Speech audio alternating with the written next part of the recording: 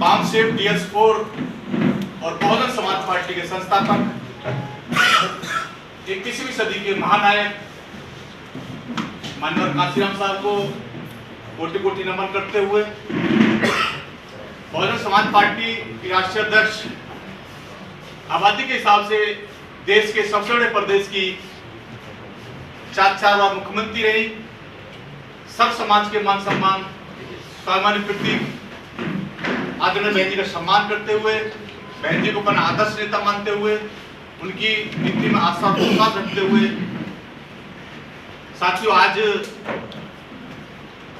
हम सब लोग आज प्रेस के माध्यम से जो आप लोगों को संबोधित करने वाले हैं, आज के इस कार्यक्रम के मुख्य अतिथि दिल्ली प्रदेश बहुजन समाज पार्टी के सेंटर कोऑर्डिनेटर के साथ साथ देश के अन्य प्रदेशों के भी सेंटर कोऑर्डिनेटर और दोस्तों हमारी पार्टी के राष्ट्रीय महासचिव और पूर्व में उत्तर प्रदेश के सर्वोच्च सदन के सम्मानित सदस्य रहे, MLC रहे और पूर्व में ही देश की सबसे बड़ी पंचायत सर्वोच्च सदन के सम्मानित सदस्य रहे, राज्यसभा सांसद रहे, आदर सम्मान योग्य आदरणीय डॉक्टर अशोक सिद्धार्थ जी हमारे बीच में हैं, वो आपको संबोधित करेंगे, तमाम जानकारी आपको देने का काम करेंगे।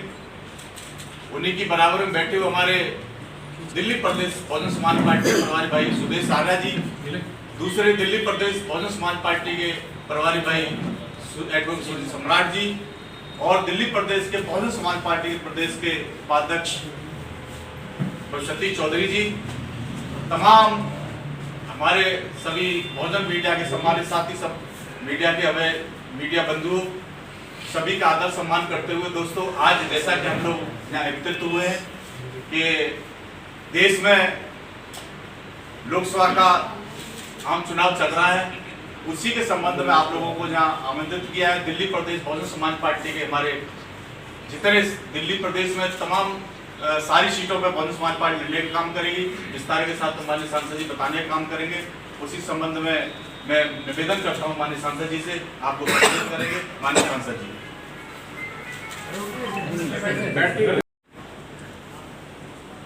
बहुजन समाज पार्टी की राष्ट्रीय अध्यक्ष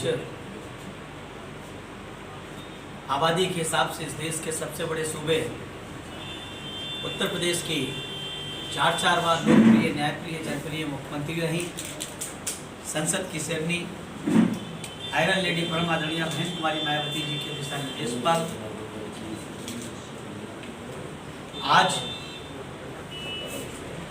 देश में हो रहे लोकसभा के आम चुनाव के लिए दिल्ली प्रदेश में बहुजन समाज पार्टी अपनी सभी सीटों पर चुनाव लड़ने का काम करेगी। जैसा कि आप सब लोगों को विदित है, बहुजन समाज पार्टी की राष्ट्रीय अध्यक्ष और बहुजन समाज पार्टी के नेशनल कोऑर्डिनेटर श्री आकाश आनंद जी न सिर्फ उत्तर प्रदेश बल्कि देश के तमाम राज्यों में बहुजन समाज पार्टी के समर्थन प्रत्याशियों के समर्थन में जनसभाओं को संबोधित कर रहे हैं और बड़े पैमाने पर माननीय बहन जी की जनसभाओं को, माननीय आकाश आनंद जी की जनसभाओं को विशाल जन समर्थन मिल रहा है। खासतौर से युवाओं का बड़े पैमाने पे उनको समर्थन मिल रहा है। उनके द्वारा जो मुद्दे उठाए जा रहे हैं, माननीय बहन जी के द्वारा, माननीय आकाश आनंद जी के द्वारा, हमारे पार्टी के शीर्ष नेतृत्व के द्वारा, वो इस देश की 140 करोड़ लोगों के हितों की बात रखी जा रही है, जबकि दूसरी राजनीतिक पार्टियां सिर्फ और सिर्फ वोट पाने के लिए या तो लुभावने वादे कर रहे हैं, वो ये नहीं बता रहे हैं कि उन्होंने, कोई कहता है कि हमने 50 साल 55 साल शासन किया, कांग्रेस पार्टी कहती है, कोई कहती है हमने इतने साल शासन किया है। वो अपने 55 साल का किए गए कार्यों का विवरण नहीं दे रहे, ये अपने 10 साल और पिछली सरकारों का शासन का विवरण नहीं दे रहे, बल्कि जनता को भरमाने के 2047 की बात जनता से करते हैं। और किस स्तर पर दोनों पार्टियां अपने अपने के नेता लोग भी बात करने में करते हैं, वहीं दूसरी तरफ आदरणीय बहन जी अपने चुनावी जनसभाओं को संबोधित करते हुए अपनी चारों बार की सरकारों में की गई विकास की बातों को, इस देश के बहुजन समाज के साथ साथ सर्व समाज के गरीब शोषित लोगों के हक और हकूक़ की बात करती है। उसी क्रम में बहुजन समाज पार्टी यहाँ पर दिल्ली प्रदेश, जो राष्ट्रीय राजधानी क्षेत्र दिल्ली है, उसमें सभी 7 सीटों पर चुनाव लड़ेगी, जिसमें आज हम अपने प्रदेश के प्रदेश अध्यक्ष और प्रदेश प्रभारी सुजीत सम्राट एडवोकेट सुजीत सम्राट जी, प्रदेश प्रभारी सुदेश आर्य जी, उपाध्यक्ष भाई सतीश चौधरी जी, सब लोगों की आम सहमति के साथ प्रदेश के जिले के, प्रदेश के जो जोन क्षेत्र हमारा बटा, उनके सभी सम्मानित पदाधिकारियों की आम सहमति के बाद 7 में से 6 लोकसभा सीटें आज हम लोग घोषित करने जा रहे हैं और 1 लोकसभा सीट 1 से 2 दिन में, क्योंकि वहाँ पे कंपटीशन थोड़ा टफ था, इसलिए 1-2 दिन में आप लोगों को घोषित करके बता दी जाएगी। उस क्रम में जो लोकसभा का क्रम संख्या दिल्ली प्रदेश का है, 1 नंबर चांदनी चौक लोकसभा क्षेत्र से एडवोकेट अब्दुल कलाम आज़ाद जी, जो अल्पसंख्यक समाज से ताल्लुक़ रखते हैं। लोकसभा क्रमांक संख्या 2 उत्तर पूर्वी दिल्ली लोकसभा क्षेत्र में बहुत ही पढ़े लिखे पार्टी के समर्पित साथी डॉक्टर अशोक कुमार जी। लोकसभा क्रम संख्या 3 पूर्वी दिल्ली लोकसभा क्षेत्र से पिछड़ी जात से ताल्लुक़ रखने वाले एडवोकेट राजेंद्र कुमार पाल जी। नई दिल्ली लोकसभा क्षेत्र क्रम संख्या 4 से एडवोकेट सत्यप्रकाश गौतम जी। उत्तर पश्चिमी दिल्ली लोकसभा क्षेत्र 5 नंबर से श्री विजय बौद्ध जी और पश्चिमी दिल्ली लोकसभा क्षेत्र लोकसभा क्रम संख्या 6 से श्रीमती विशाखा आनंद जी। इस तरह से 6 प्रत्याशियों को आउट ऑफ 7 6 में से आज की हम लोगों ने सर्वसम्मत के साथ घोषित करने का काम किया। उसकी कॉपी आप लोगों को मिल जाएगी और मैं आशा और विश्वास रखता हूँ कि आप लोग जिस तरह से बहुजन समाज पार्टी को सहयोग देते रहे हैं, आप लोग एक बार पुनः सहयोग देंगे। इन सबको शब्दों के साथ मैं अपनी बात समाप्त करता हूँ। जय भीम।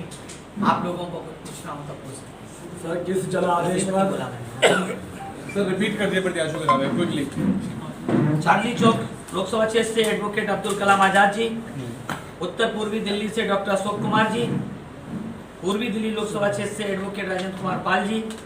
नई दिल्ली लोकसभा क्षेत्र से एडवोकेट सत्यप्रकाश गौतम जी। उत्तर पश्चिमी दिल्ली से श्री विजय बौद्ध जी। पश्चिमी दिल्ली लोकसभा क्षेत्र से श्रीमती विशाखा आनंद जी।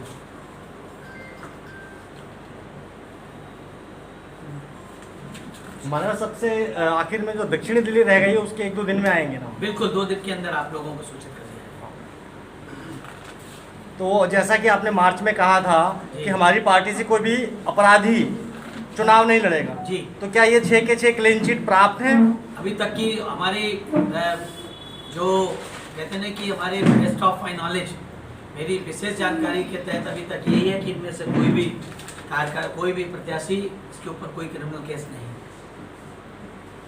बहुजन समाज पार्टी साफ सुथरे उम्मीदवार, साफ सुथरी शब्दी उम्मीदवारों को लड़ाना चाहती। बहुजन समाज पार्टी खासतौर से सामाजिक भाईचारा को बनाते हुए चुनाव लड़ाना चाहती है और बहुजन समाज पार्टी अपनी राष्ट्रीय अध्यक्ष, अपनी नेता आदरणीय बहन जी के दिशा निर्देशों पे चल करके दिल्ली प्रदेश में वैसे ही लड़ेगी चुनाव जैसे पूरे देश में आदरणीय बहन जी के निर्देश पर चुनाव लड़ा जा रहा है। बिना गठबंधन के क्या बीएसपी दिल्ली में 7 सीटें जीत सकती है? क्योंकि जितनी भी बड़ी पार्टियां हैं वो सब लोग गठबंधन से ही इलेक्शन फाइट करते हैं। बिल्कुल। जहाँ तक आपने कहा कि बिना गठबंधन के क्या बहुजन समाज पार्टी 7 सीट जीत सकती है, तो ये तो अतिशयोक्ति होगी। हम कहते हैं हम 7 जीत जाएंगे तो अतिशयोक्ति ही होगी।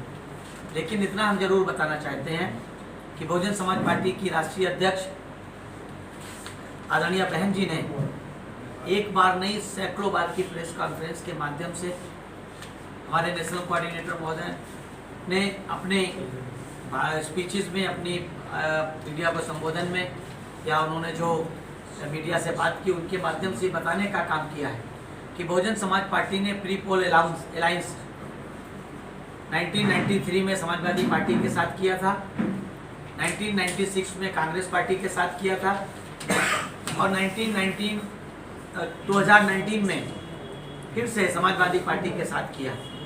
93 और 96 का और 2019 का रिजल्ट इस बात को साफ साफ बताता है कि बहुजन समाज पार्टी जब भी किसी भी राजनीतिक पार्टी से अलायंस करके चुनाव लड़ती है, चाहे जिस प्रदेश में हो, कर्नाटक में हमने लड़ा जेडीएस के साथ लड़के, जेडीएस के बाकी मीडिया ने बताया कि बीएसपी की वजह से जेडीएस के 13-14 सीटें जीती। हम लोगों ने कहीं भी जिसके साथ लड़ा उनकी सीटें तो जीती, उनको तो फायदा मिला, लेकिन बहुजन समाज पार्टी को उसका फायदा नहीं मिला। ये 93 का, 96 का, 2019 का और 2018 का कर्नाटक का अनुभव मेरा व्यक्तिगत अनुभव भी है, जिसे मैं बहुत अच्छी तरीके से, मेरी नेताजी आदरणीय बहन जी के निर्देश हैं और उन्होंने इस बात को बताया भी है।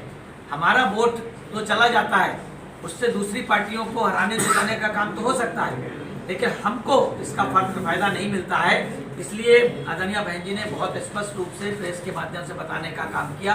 उसी बात को हम दोहराना चाहते हैं कि हम लोग बिल्कुल पूरे देश में सबसे ज्यादा सीटों पे चुनाव लड़ने वाली पार्टी इस देश में बहुजन समाज पार्टी है। सर लेकिन कर्नाटक में तो आपके विधायक जीते थे उस टाइम, अब जो कर्नाटक में हमारा विधायक जीते हैं क्या? कर्नाटक गठबंधन की वजह से ही साथ जीते थे? नहीं, गठबंधन की वजह से नहीं जीते, गठबंधन की वजह से बिल्कुल भी नहीं जीते। अगर आप आकर रिजल्ट उठा करके देखेंगे, जो सीट उनको गठबंधन में उन्होंने हमें दी थी, उस सीट पे हम उससे पहले वाले 3 चुनाव में हम जेडीएस से कम 10 गुना ज्यादा वोट पाए थे। उसके बाद पूरी बात खत्म हो जाने दीजिए, पूरी सुन लीजिए ना। जिस चुनाव में हम उनके साथ लड़े थे, उस चुनाव से पहले वाले चुनाव में जेडीएस को 6000 वोट मिला था और हमको 38,000 वोट मिला था, ठीक है।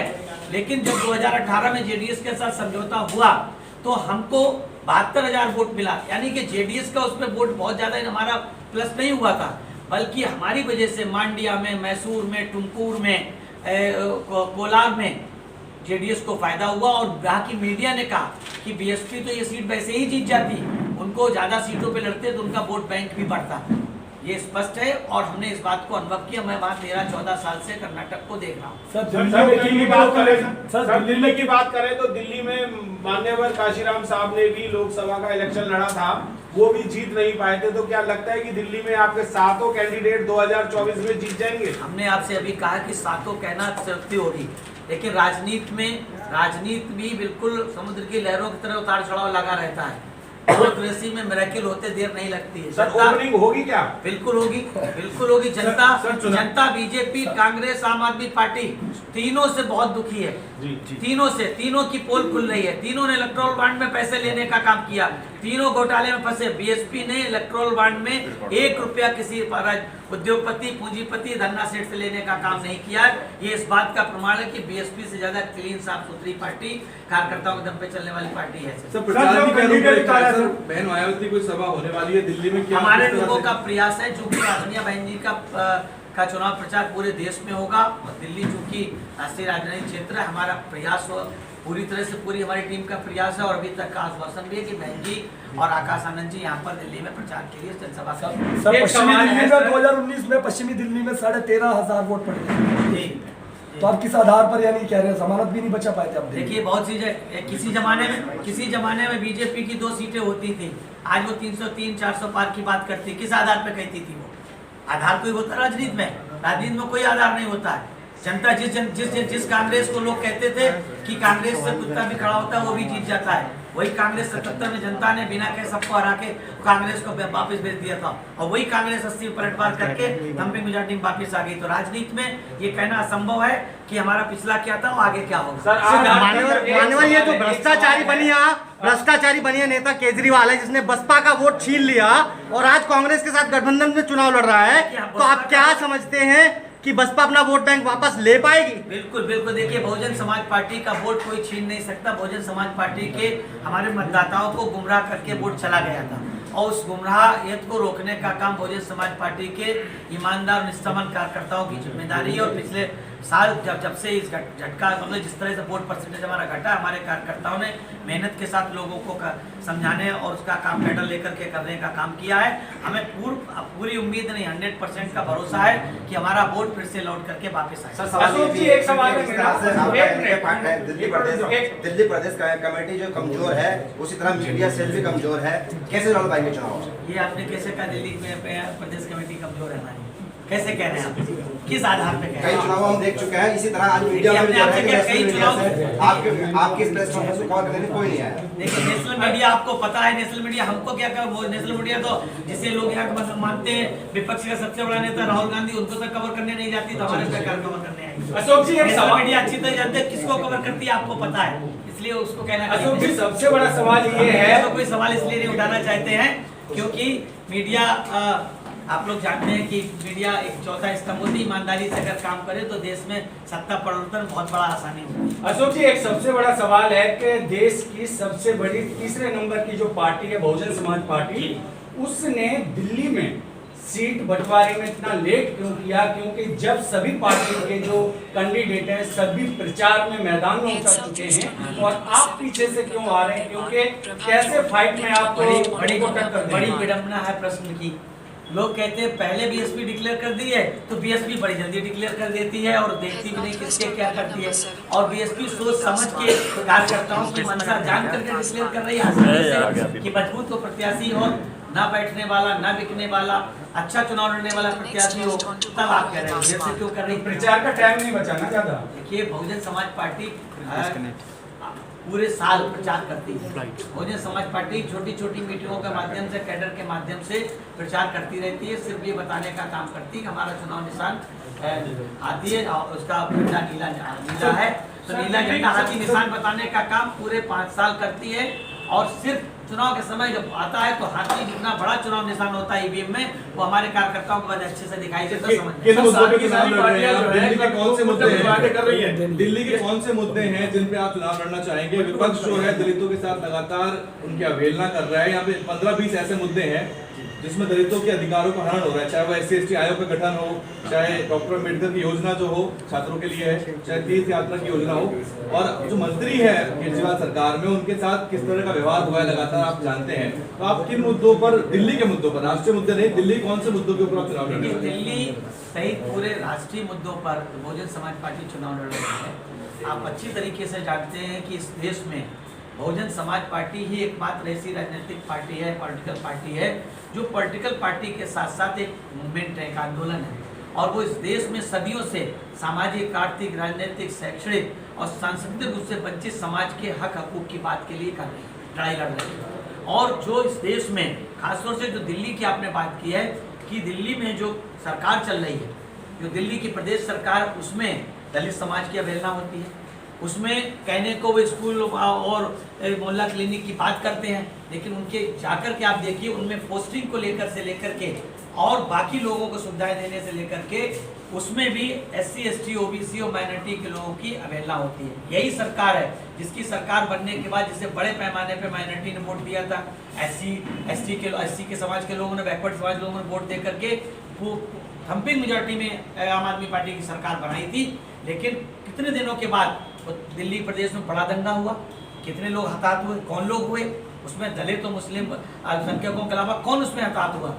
तो ये सरकार ने तो हमेशा ही दलित, और सही बात तो ये है कि लोग चाहे कुछ भी कहें या ना कहें, इस प्रदेश की सरकार हो चाहे केंद्र की सरकार हो, चाहे पहले की सरकारें हो चाहे वर्तमान की सरकारें, इस देश के 85 से 90% बहुजन समाज के हक हकूक की बातें तो करती हैं, वो उनके लिए नीतियां तो बनाने का काम करती हैं, लेकिन उनको जमीनी हकीकत पे उतारने का काम नहीं करती हैं। कांग्रेस ने भी तमाम तरह की नीतियां बनाने का काम किया। अगर उसने सही मायने में कांग्रेस ने भी जो सबसे ज्यादा शासन किया, अगर उस ईमानदारी से उसने सत्ता चलाई होती, तो जो बाबा साहब के, भारतीय संविधान निर्माता बाबा साहब ने जो भारत के संविधान में इस देश के सर्व समाज के लोगों के साथ साथ 85 से 90% बहुजन समाज के अधिकार देने का काम किया था, चाहे वो रिजर्वेशन का अधिकार हो, चाहे वो SC/ST एक्ट को लेकर के अधिकार हो। अगर ईमानदारी से उन्होंने किया होता शिक्षा और राजनीतिक क्षेत्र में अधिकार, शिक्षा और सरकारी नौकरियों में आरक्षण की बात, तो आज साथियों जो आप देखते हैं हमारे मीडिया के साथी कि जो रिजर्वेशन 15% केंद्र सरकार की नौकरियों में है, 7.5%, 15% SC का, 7.5% ST का और 27% OBC का, आप उसका रिकॉर्ड उठा करके देख लीजिए कि आज तक आज़ादी के 75वीं वर्षगांठ मना चुके हैं और आज तक वो 50% से ज़्यादा लागू नहीं हुआ अभी तक। इसके लिए कौन जिम्मेदार? सबसे ज़्यादा शासन करने वाली कांग्रेस और उसके बाद शासन करने वाली भारतीय जनता पार्टी। और दिल्ली में जो बैकलॉग है, दिल्ली में SC/ST के ऊपर जो अन्याय अत्याचार और दिल्ली में इस सरकार के रहते तमाम और घटनाएं घटी हैं, उसके लिए कौन जिम्मेदार है? लेकिन सर, आपने आपने जब आंदोलन नहीं किया सर, है, आप आंदोलन क्यों नहीं करते? साहब काशीराम के टाइम में बड़े आंदोलन होते थे, पिछले 5 सालों में अभी आपके आंदोलन नहीं दिखते हैं। पिछले 5 सालों में सर जंतर मंतर पे कब पहुंचे आप? आपने कब आंदोलन किया? सफाई कर्मी मरे, सीवर कर्मचारी मरे, कॉन्ट्रैक्ट कर्मी जो है उनकी नौकरी खतरे में है, ट्रैफिक मार्शल है, तो यहाँ पे लाखों लोग हैं जो जिनका आपको वोट चाहिए, लेकिन आप उनके आंदोलन नहीं करते। नहीं, सफाई कर्मियों के जो मैं धरना प्रदर्शन था उस पर मैं खुद भी गया, ये आपको किसी ने गलत बताया। जंतर मंतर आखिरी बार सर कब जाना? रही बात सुनिए, रही बात जंतर मंतर पे और उस पर बैठने के लिए बहुजन समाज पार्टी की आदरणीय बहन नेता आदरणीय बहन जी ने बहुत स्पष्ट रूप से लंबे समय तक इसका बहुत डीपली अध्ययन करने के बाद जब हमने 2 अप्रैल के चुनाव को, 2 अप्रैल की घटना को लेकर के, 2 अप्रैल में जो धरना प्रदर्शन हुआ था SC/ST एक्ट को लेकर पूरे देश में, उसमें BSP ने सबसे ज़्यादा बढ़ चढ़ के हिस्सा लिया था।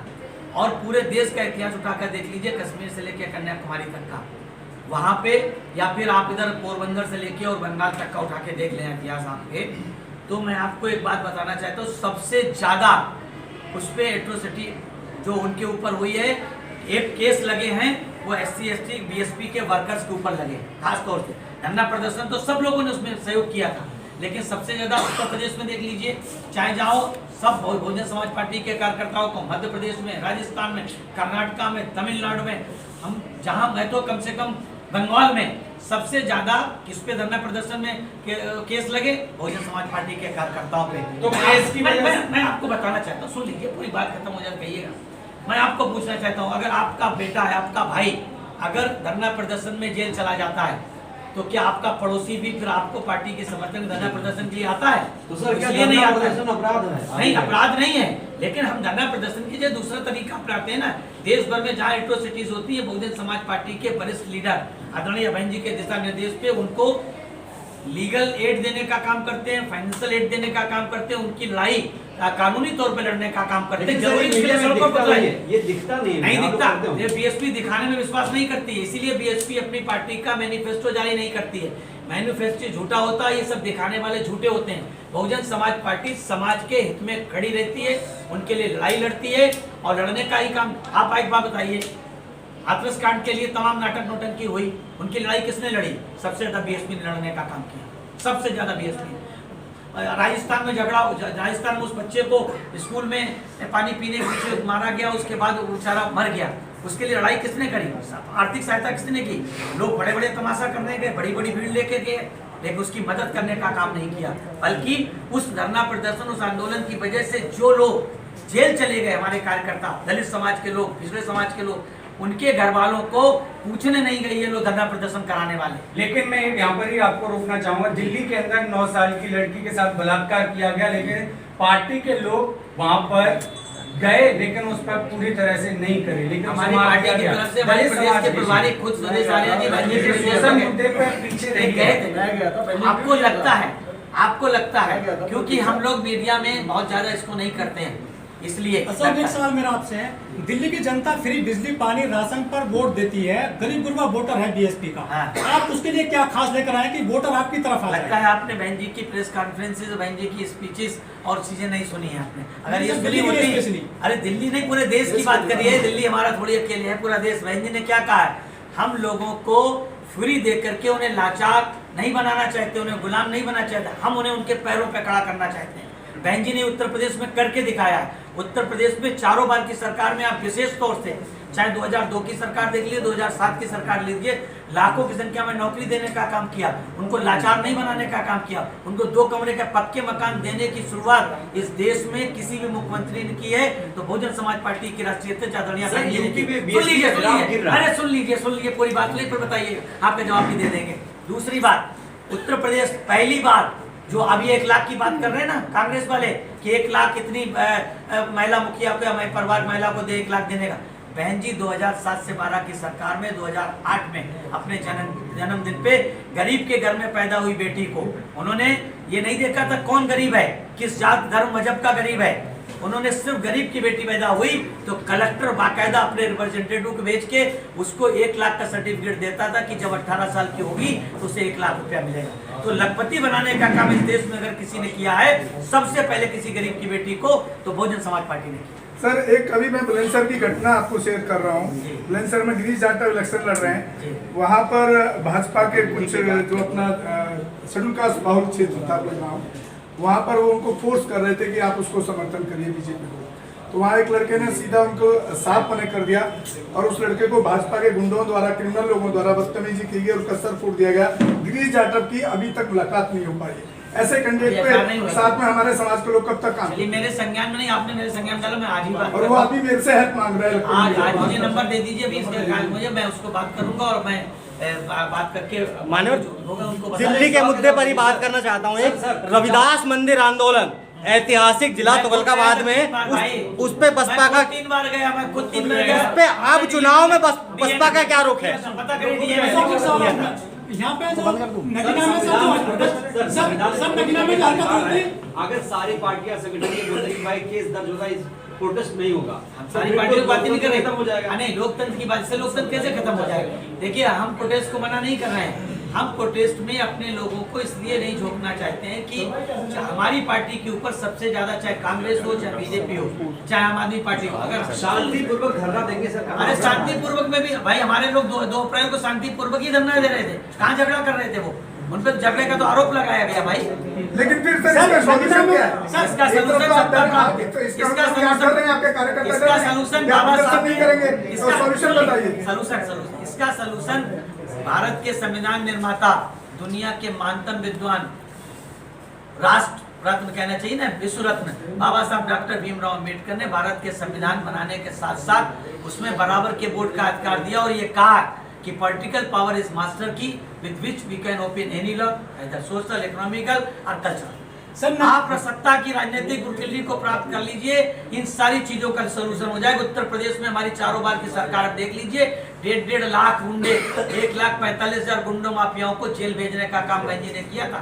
4 बार की सरकार में कभी भी सांप्रदायिक दंगा नहीं हुआ उत्तर प्रदेश में, सबकी सरकारों में हुआ, उत्तर प्रदेश सहित तमाम राज्यों में हुआ। सिर्फ और सिर्फ सत्ता प्राप्ति इसका सिर्फ सलूशन है। सर नगीना में जिस तरह से ऐसाबंदी तत्वों ने पट्टा पहना था जबरदस्ती, दिल्ली में कैसे रोकोगे उन लोगों को?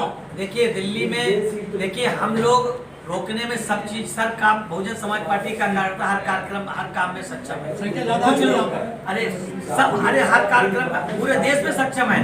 हम लोग सिर्फ और सिर्फ बहन जी के दिशा निर्देश पर शांतिपूर्वक अपने चुनाव को संकल्प से संपन्न कराना चाहते हैं। लोग चाहते हैं कि विवाद हो ताकि बहुजन समाज पार्टी का नुकसान हो। जी, चुनावी माहौल में हर पार्टी जो है कुछ ना कुछ वायदे कर रही है, आपकी तरफ से क्या वायदे? हमारी ने क्या कहा कि बहुजन समाज पार्टी इसीलिए मैनिफेस्टो जारी नहीं करती, बहुजन समाज पार्टी वादों में विश्वास नहीं करती है, बहुजन समाज पार्टी करके दिखाने में विश्वास करती है।